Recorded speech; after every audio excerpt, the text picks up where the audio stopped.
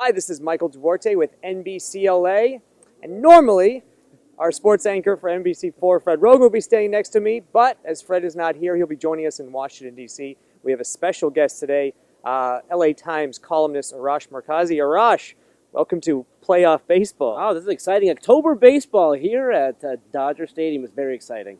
Yeah, so we are here to recap Game 1 of the NLDS, a 6-0 shutout by the Dodgers, the 20th shutout in postseason history. Did you think there'd be a shutout coming into this game? I thought there was a chance. Walker Buehler really showing why he is the Game 1 starter, why he is the new ace for this team. Just a tremendous showing. There was a couple of rough patches, but he made his way through 6 scoreless innings. Amazing.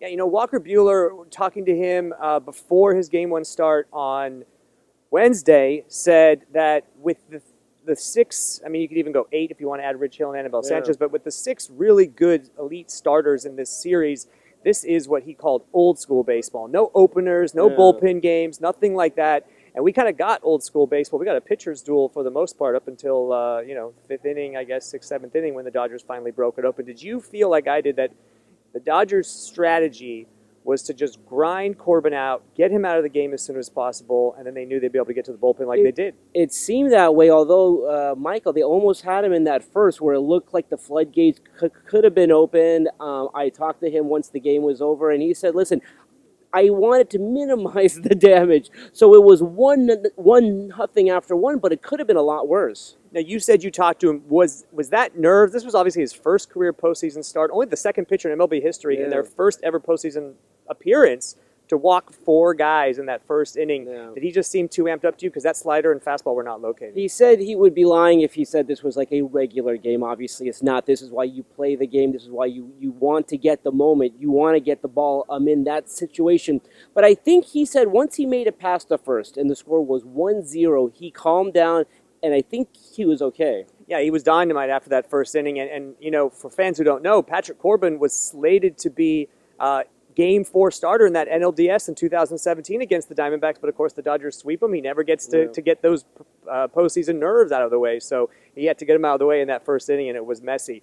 Going back to that, I want to go now to the late in the game. Once the bullpen comes, Fernando Rodney comes in, Hunter Strickland, and the Dodgers unveil Jock Peterson, who hit like 35 home runs in this season. Gavin Lux, the minor league player of the year, who hits his first career postseason home run, youngest in Dodgers history to do that.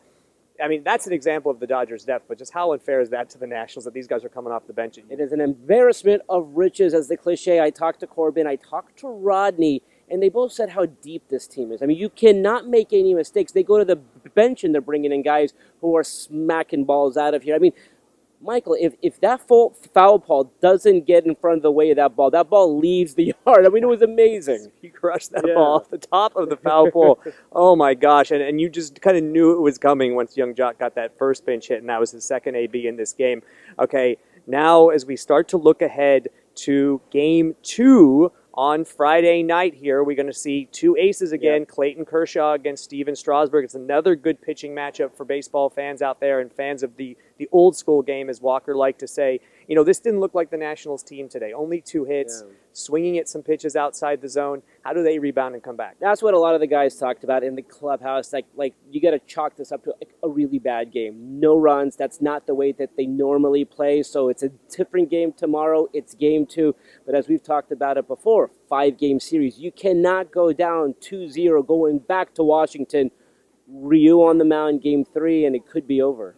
Do you sense that with 3-time Cy Young Award winner, tons of postseason experience, both good and bad, Clayton Kershaw on the mound, he senses blood in the water? I mean, these guys just played a very intense game 2 days ago, had to fly across the country, East Coast to West Coast. Do the Dodgers now go for the kill? I think so, and I think if you're Clayton Kershaw, maybe this is the postseason. That not only do you have the success that you want, but you know, embraces that Game 2 starter, Game 3 starter, because I know it must be tough for him. He's a competitor, but maybe this is the moment that he can shine. Absolutely. Now, again, the Nationals hit good left-handed pitching all year long.